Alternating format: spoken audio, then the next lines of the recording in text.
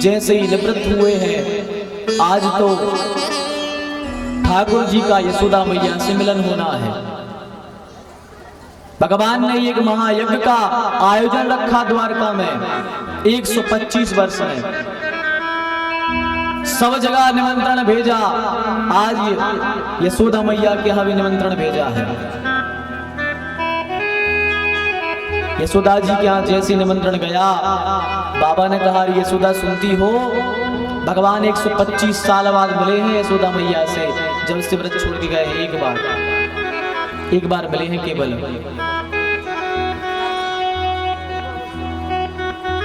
बाबा ने कहा यशोदा सुनती हो, अरे तुम्हारे कृष्ण ने तुमको बुलवाया है। जैसे ही सुना कृष्ण ने हमें बुलाया है, पागल सी हो गई यशोदा। 85 साल में उनके यहाँ तो कन्हैया का जन्म हुआ था और 100 साल बाद भगवान ने यज्ञ किया, तो सोचो कितनी 65 साल में जन्म हुआ था कन्हैया का, 100 साल बाद यज्ञ हो रहा है, तो 165 वर्ष की हो गई यशोदा जी। कितनी बूढ़ी हो गई होगी, आंखों से दिखता नहीं है, चल नहीं पाती है।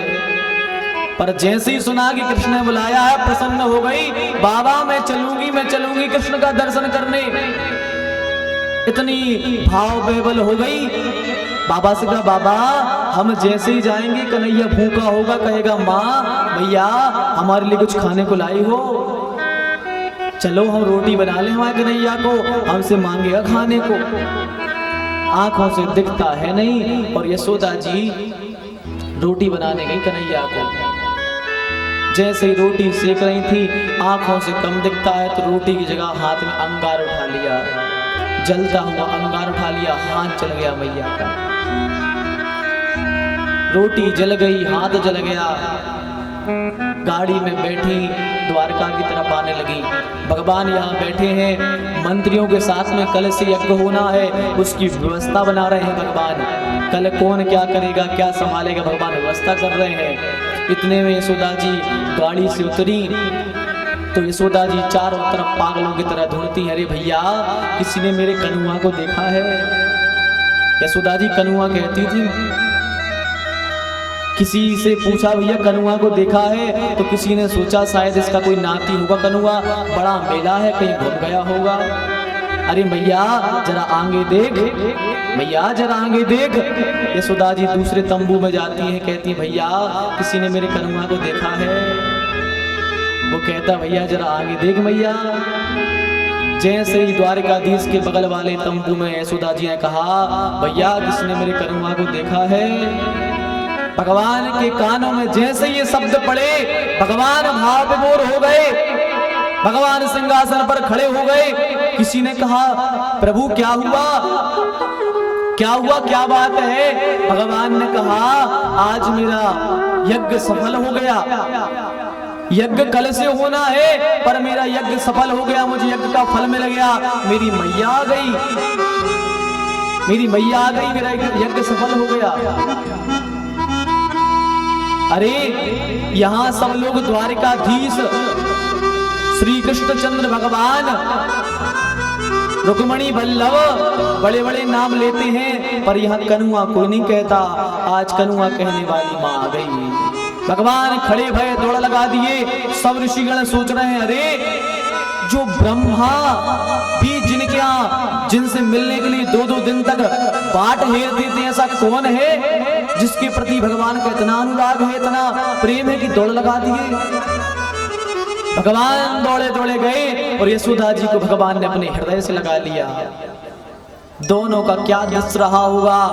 100 वर्षों बाद जो मैया मिली है, सोचो कितना प्यार लुटाया होगा कन्हैया पर, कितना प्यार लुटाया होगा कन्हैया पर। रोने लगी यशोदा जी और भगवान ने यशोदा जी को लेकर के आए, सिंहासन पर बैठाला। यशोदा जी कन्हैया को हृदय से लगाए हैं और कमर को सहला रही है। यशोदा जी कमर को सहला रही है। कन्हैया ने कहा मैया कमर पर हाथ क्यों सहला रही हो, क्या बात है। मैया ने कहा नहीं नहीं कोई बात नहीं। अरे मैया तुम्हारे हाथ में ये फपोले, ये छाले कैसे आए तुम्हारे हाथ में।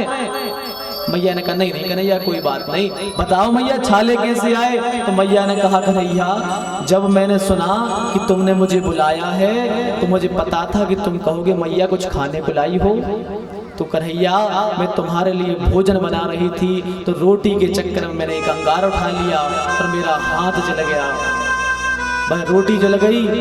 कन्हैया मैं वह जली हुई रोटी तुम्हारे लिए लाई हूँ। भगवान वह जली हुई रोटी और मक्खन बड़े प्रेम से पा रहे हैं।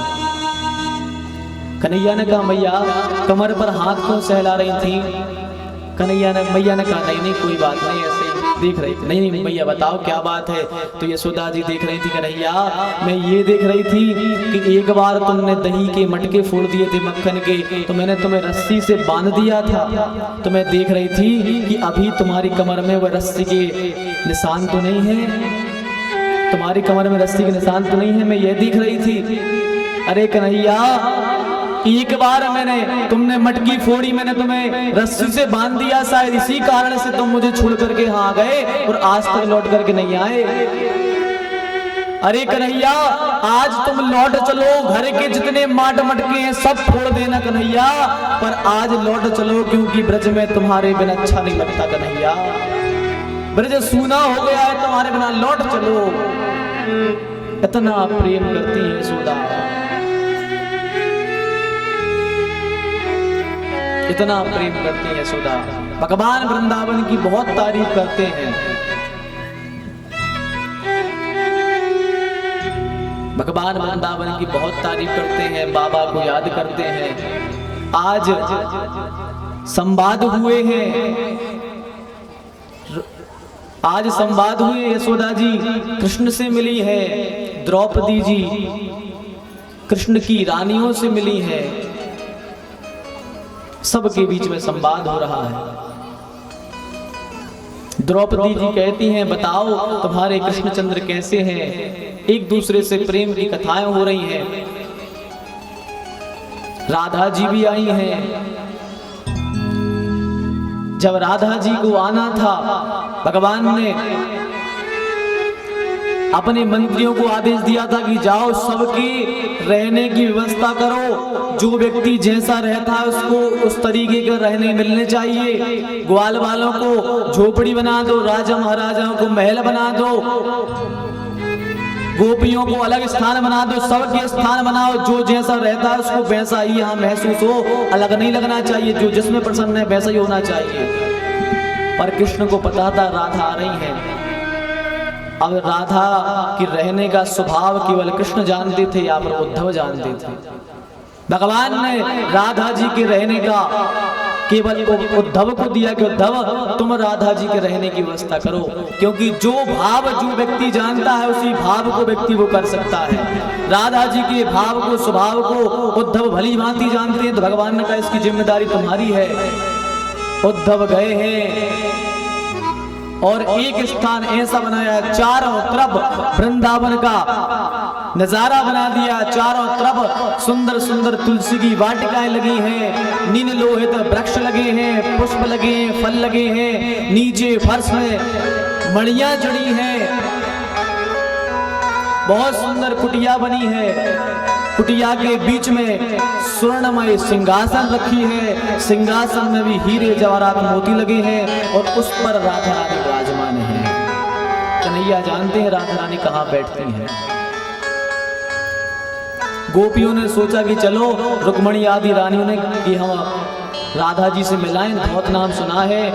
भगवान ने कहा मिलाओ, खाली हाथ मत जाना। तो एक सोने के पात्र में दूध लिया गिलास में और ले गई। 7 ड्योढ़ी अंदर रहती हैं राधा जी।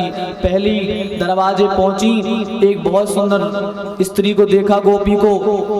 रुक्मणी जी चरणों में गिर पड़ी, राधा जी प्रणाम। उसने कहा अरे देवी क्या करती हो, पागल हो गई, हम तो राधा जी की दासियों की दासियों की दासियों की दासी हैं। रुक्मणी ने सोचा जब दासी की दासी की दासी की दासी इतनी सुंदर है तो रुक्मणी जी सोच रही है कि राधा कितनी सुंदर होगी। दूसरी दरवाजे पहुंची, वहां सुंदर नारी थी, उसको प्रणाम किया, उसने भी कहा राधा नहीं है। 7वीं ड्योढ़ी पर पहुंची, ललिता विशाखा खड़ी थी, उनको समझा कि ये राधा है, प्रणाम किया। उन्होंने कहा नहीं राधा नहीं है, राधा तो हम राधा के अंश मात्र भी नहीं है, राधा इतनी सुंदर है।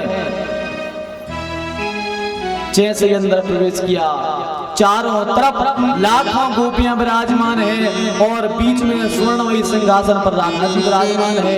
जैसे ही देखा आंखों से अश्रु बहने लगे रुक्मणी जी हत्या, सारी रानियां रोने लगी। वाह, ऐसा लगता है मानो प्रेम की मूर्ति, मंद मूर्ति बनकर बैठी हो, प्रेम साक्षात बैठा हो। पास में गई राधा जी, बड़ी प्रसन्न भई। रुक्मणी जी ने राधा जी को प्रणाम किया और कहा, देवी हम आपके लिए दूध लाए हैं, से स्वीकार करो। राधा ने कहा, कैसे स्वीकार कर लें? अरे जब से ब्रज छोड़ करके कन्हैया गए हैं तब से हमने दूध में पीना तो ठीक, हाथ भी नहीं लगाया। तब रुक्मणी जी के मुंह से निकल गया, ये दूध तुम्हें कन्हैया ने भेजा है। जैसे ही सुना प्रेम बहबल हो गई, आंखों से अश्रु बहने लगे। गिलास छीना और सीधा गट गट करके सारा गरम का गरम दूध पी गई राधा जी, गरमा गरम दूध पी गई। फिर आपस में बैठ करके कृष्ण की चर्चा होने लगी। कृष्ण की चर्चा हुई, कृष्ण की चर्चा करके रुक्मणी लौटी आई और आकर के भगवान के चरणों में प्रणाम किया तो क्या देखा कि भगवान के शरीर में छाले पड़े हैं। रुक्मणी ने कहा, नाथ कहीं गए थे आप, चिक गए क्या? जल गर्म पानी गिर गया शरीर पे, छाले कैसे पड़ गए शरीर में? तो कहा, रुक्मणी तुम्हारी वजह से छाले आए हैं। बोले कैसे? बोले तुमने राधा के पास जाकर के राधा को गर्मा गर्म दूध पिला दिया और राधा के हृदय में हम विराजते हैं, तो तुमने राधा को नहीं मुझे जलाया है, इसलिए मेरे सारे शरीर में फफोले आ गए। राधा के हृदय में हम रहते हैं, हमारे हृदय में राधा रहती है। राधा और कृष्ण में कोई अंतर नहीं है, दोनों एक ही हैं।